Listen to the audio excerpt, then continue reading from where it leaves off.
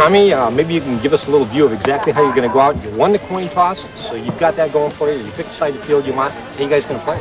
We picked the side that had some of the larger bunkers that we can move into for our second moves. We're going to get up there, try and put a lot of paint on the left-hand side of the field, make the moves into the bunkers, control the center, get their guys in the center to back up, bring our center up, and then just crush them. Right on. Well, I'll tell you what, we wish you an awful lot of luck. You didn't win the coin toss, so you got the bad side of the field. Maybe you can give us a little view of how you're going to handle this right now. Well, as you're probably already aware, we had the bad side once. And through a miracle, we got through this thing. We're gonna give you some paintball to watch. Let's just put it that way. All right. So basically, what you can do is go after him.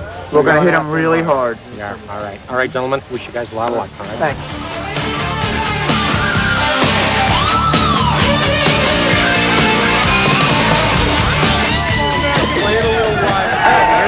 Wearing pink armbands, going from right to left, Bad Company, and wearing green armbands, going left to right, All-Americans in paintball. And the All-Americans blew out right to the middle. 1995 World Paintball Championships are brought to you by National Paintball Supply, distributors of paintball products with the player in mind.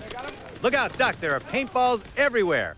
Hi, everybody, and welcome to the 1995 World Paintball Championships being played in Orlando, Florida at Paintball World. I'm David Sparks, and with me is Jerry Braun, the editor of Paintball Sports Magazine. Jerry, great competition going on. Great competition. We have a game now between the All-Americans, the 1994 World Champions, and Bad Company, a powerhouse team that's always there.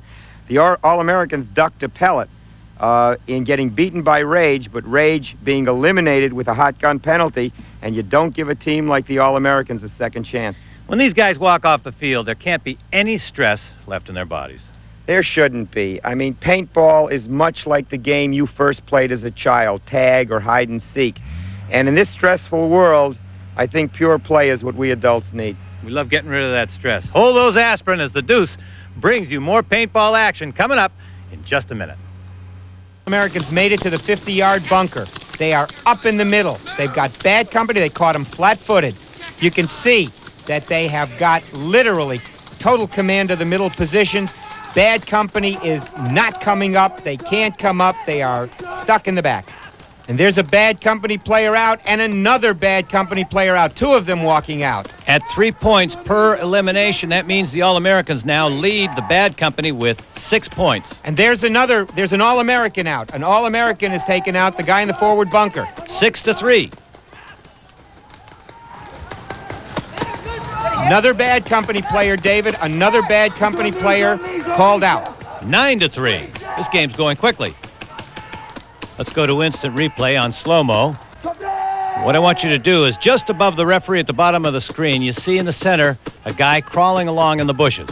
And he's taking a lot of heat, David, and the referees are right on top of him. They move in. He got hit. They check him. They called him out. And every eliminated player from either team has to check in at the scorer's table. You might be wondering about the paint that hits the paintball players and eliminates them. Well, Jerry had a chance to catch up with the answers. We see the different colored paintballs, but we should also know that they're different fills. In the 1995 World Championships, the players are going to favor the thicker filled paint. Gino, why is that? See, Jerry, the thicker fill is to prevent cheating. All right, so being thick, it's harder to wipe off. Right. Why would somebody favor the thin filled paint? That's real simple. It's easy cleaning. Okay, so fields, occasional play, it's easy to clean the equipment, clothes, etc. Exactly. Well, in the 1995 championships, we're going to get into the thick of it, folks. No pun intended, huh, Jerry? All right. All-Americans wearing green armbands have 9 points. Bad Company wearing pink armbands have 3 points. Let's talk about the scoring structure. Teams get 3 points each for each opposing player eliminated. 10 points go to the team that pulls the first flag from the opposing team's flag station. And finally, 60 points go for a flag hang. That means that a player gets into an opponent's end zone, pulls the flag, and runs back a distance twice the length of a football field, 600 feet, and hangs the flag. Now, that's no small feat. No, and you got an All-American halfway there. An All-American just got into the bunker at the 50-yard line, and Bad Company is way back.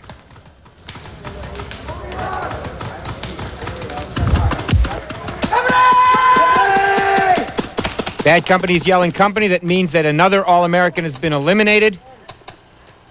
And that means that the score now is All-Americans 9, Bad Company 6. Bad Company's gaining.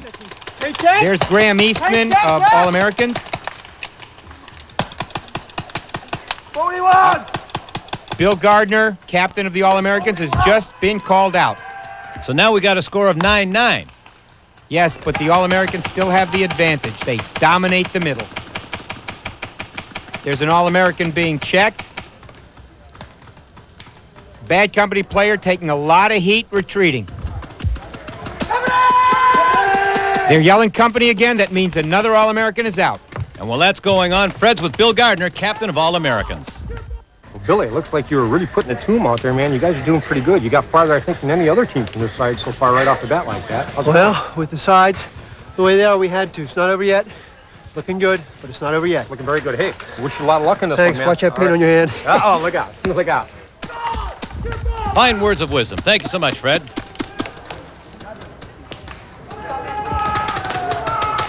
And there is a Bad Company player out, so now the score is 12-12. So what propels paintballs? Kent Carroll tells us. This is one of our systems here. This is a high-pressure nitrogen system. One of the virtues of nitrogen as a gas is the simplicity of the refill operation. With the older CO2 systems, you had to remove the bottle from the gun, purge it of any CO2 that had not previously been used. Typically, you had to chill the bottle in order to ensure a gas flow across. Then you had to take and hook it to a liquid fill supply, refill it with liquid, weigh it to ensure it hadn't been overfilled. It was a time-consuming and somewhat difficult operation. With our system here, you walk up, you hook it onto the system, you open the valve to the bottle. There is a regulator that controls the maximum pressure delivered to the system. I can go to lunch right now, and this thing is not going to overfill. A regulator as in a scuba setup. Right. It's controlling the pressure that's being given to the gun. So regardless of what pressure is in the supply bottle here, I know that this is never going to exceed what the system is rated for in terms of storage capacity. Once that's accomplished, I just depressurize the feed line, disconnect. That system is now full and ready to go back out on the field. Are we adding to global warming every time we shoot one of these things off? Nope. The nitrogen that you're using here is just is a major component of the atmosphere as it stands right now. In fact, the source of the nitrogen that we use here is the compression and distillation of the air we breathe by the plant that produces it. 78% of what you're breathing right now is nitrogen. So every time you pop off a paintball, we can all breathe a little easier. Well, it's certainly not hurting anything. It's just exactly as though we were popping off compressed air. And in fact, great many people are using compressed air instead of nitrogen because their local scuba shop can supply them with compressed air at a less expensive rate. How's it going, guys? Over here. Where'd you got snapped out of the bunker up there. I seen you make a move on that bunker up there. It was incredible. You took the guy out behind it. Was he the one that eliminated you, or somebody from the left side? Yes. So you guys we exchanged, yes. You did. That was an excellent move. Excellent move. What made you run up there and do that? He was in a critical spot. You had to take him out so my guys can move up. Congratulations. It was an awesome job. Awesome job. Guys that could really run, a lot of legs on your team. You could have a few guys shooting and other guys just running past. You couldn't put out the rate of fire with the pump gun. So guys that could run could work their way through guys that were firing at them. And we also had the ability pretty much to outfire any team there was. And they hated that. They called us a machine. We would just chop them up. You know, games were 10, 12 minutes. That was our average time. And they just couldn't deal with it. And with the semis, now it kind of made an equalizer. Everybody could put out all kinds of paint. So no longer could you just go running through somebody because they'd be putting 7, 8 balls on you. What's your team's biggest advantage? Right now, I think we've got a lot of smart players that have been around for a long time. The experience is our biggest advantage, and we're still trying to work and get used to the semi-play. You know, every once in a while you tend to go back, you know, instinctively. So it's just the biggest advantage is the experience we have, and I think our biggest drawback is the fact that sometimes we tend to go back when the pressure comes on. We have to keep remembering this is 1994, 95, and this is how we got to play. We got to evolve with the game. Those words from the New York Blasters, 1994 amateur world champions. And we see just how dominant a position the All-Americans have. They busted out as fast as they could. They gobbled up the territory to where they were on the 50-yard line almost from the get-go. They are now working their way into Bad Company territory. Bad Company does not have control of the bunker positions. Bad Company has had to retreat back to their flag station. Their lines are on their 25-yard line or less. The All-Americans are dominating in position and should be dominating in the game. All-Americans, green armbands, 12 points. Bad Company, pink armbands, also 12 points. And we see an All-American in Bad Company territory at the near tape line bunker. And another All-American positioning himself by his own flag station. Get on him, check that gun. All-American out, score. Bad Company 15, All-Americans 12.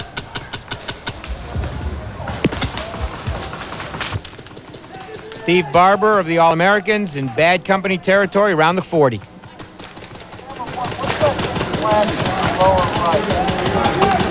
I don't know.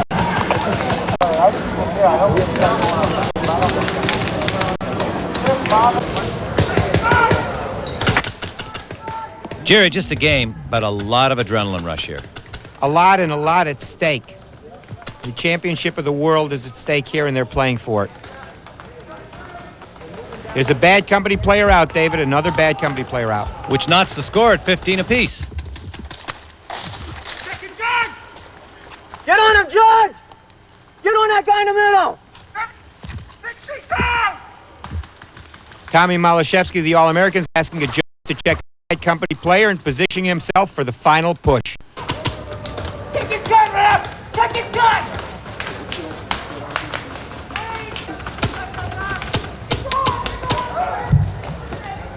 Yeah, baby, another one! Another Bad Company player out, David. You're going to see the paintballs flying by the tree right there. 1, 2, 3. One of them gets through and eliminates that player. All-Americans 18, Bad Company 15. Another one! Okay, George! Billy, what's the call? I don't know. Find out how many of us are alive over there. The All-Americans are now trying to determine how many players they have left on the field.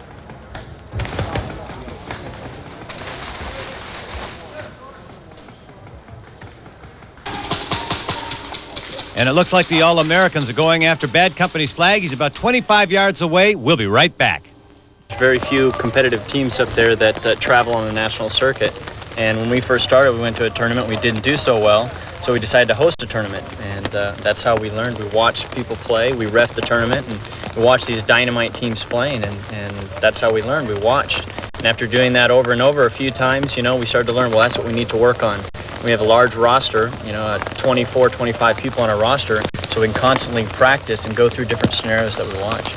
And that's pretty much the key, you know, when you don't have other teams to play. Practice makes perfect, obviously. Don't you feel that you're at a natural disadvantage? No matter how much you practice amongst yourselves, there's nothing like competition to hone your skills. That's right, and that's why we make a commitment to as many national tournaments as possible to compete against the other teams. That way we can gauge ourselves and find out where we're at and what we need to work on, and so we're always keeping in constant contact with the sport and the national tournaments. As I look skyward, I think one thing that might be an equalizer for you, you guys are used to the ring. Yeah, that's right. Mixed blessings today. Let me grab you. Okay, I've already been out. Yeah, I know it. You guys started from the bad side. It looks like you rolled pretty good there, Adam. Yeah, as we told you, we didn't like the sides. We figured we were going to switch it up. They thought we'd kind of dig in deeper, and instead we went twice as far as we did the last time, and I think we caught him off guard. Yeah, it was excellent. You know, George, the man on your team, just made an excellent move on a guy in the bunker over here, and that seemed to kind of open things up a little bit. Yeah, he's a top player. I like to have him on the tape. Interviews with Phantom Force of Oregon first, and then Adam Gardner of the All-Americans. Back to the action. There's George Davidson moving up. They're starting their swing around both flanks on the Bad Company flag.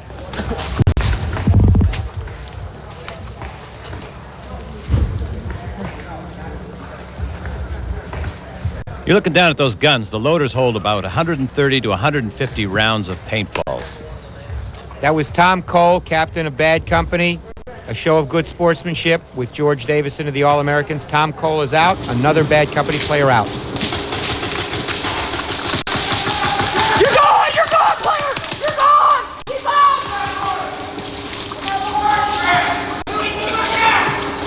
on! Graham Eastman of the All-Americans just took the Bad Company flag and is running it back now.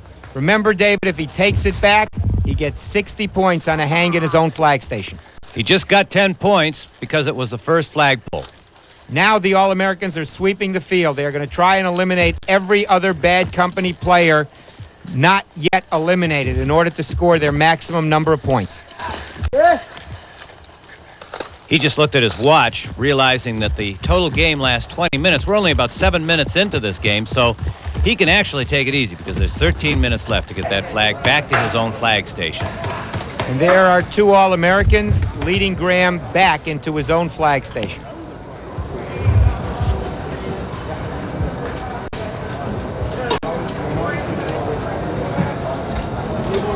They're leading Graham back because they don't want to face the possibility of a bad company player having snuck through, eliminating Graham, and not having the flag hung.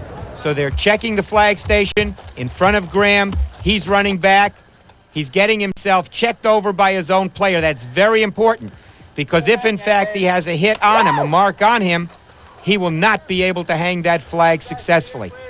The judges would take that flag away from him, rehang the flag at the bad company flag station, and the All-Americans would just have to go through the process again. Graham hung the flag. He is now being checked by the judges to make sure that he doesn't have a mark on him. And it looks like a clean flag hang, which will mean 60 points for the All-Americans. That was the bunker to get. Oh, yeah. I couldn't get my loader to work. I'm in more. Come on, baby. Don't break the ball on me. By the way, each player at the end of the game must go to the chronograph station and have his gun measured for velocity. Maximum velocity is 300 feet per second. Otherwise, it's called a hot gun violation, and penalty points are awarded. Thank you, George. Damn good job, man. Thank you, ref. Short period. Thank you. Yeah. Thank you. I know they checked already, but since you're the flag, thank you, guys. Good game. Thank you. All good game. Good job, guys. Good job. That's the way it's supposed to be played. Encouraging words from a referee, a little-known phenomenon in professional sports. Well, these referees are players as well. And now what do you say we get a paintball player's close-up view of what it really feels like to play this sport? I don't see nothing yet. I got the one guy over in the center. I don't see nothing on the left. Talk to me, Harry. You see anything on the left? One in the box! Check that guy, ref! Check that guy! All right, line it up, gentlemen. Come on, bring it in there. Let's do it. Come on! Get in there! Get in, boys! Let's go! You want it? Fire, 3, 2, 1, let's go!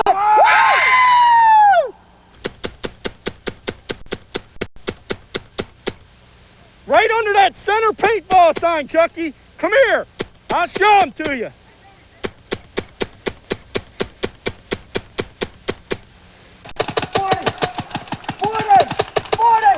Whoa. Hey, check, ref!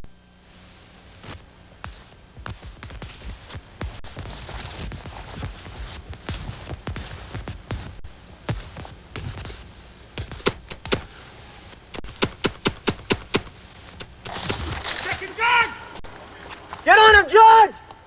Get on that guy in the middle! 60 down! Take that one running! Right there! Right there! Get on him!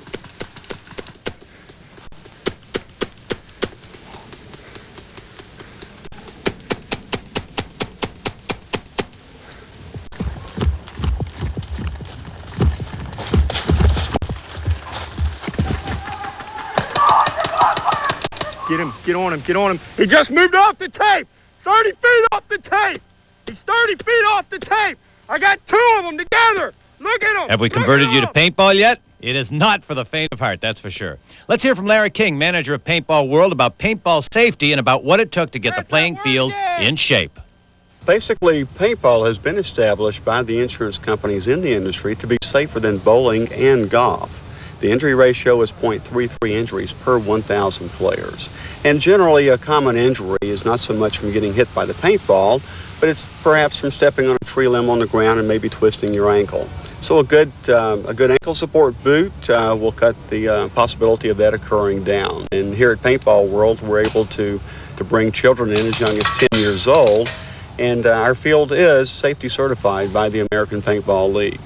So if kids tell their mom, I'm going to go play paintball, mom doesn't have to worry too much. Mom doesn't have to worry. We take care of them. We like to have mom or dad come out and listen to our safety orientation so they can see just exactly what we expect from our players and what they can expect from our refereeing officials. I guess this kind of tells you about the fervor that paintball generates, even as far away as California. We'll be right back with more paintball in just a second.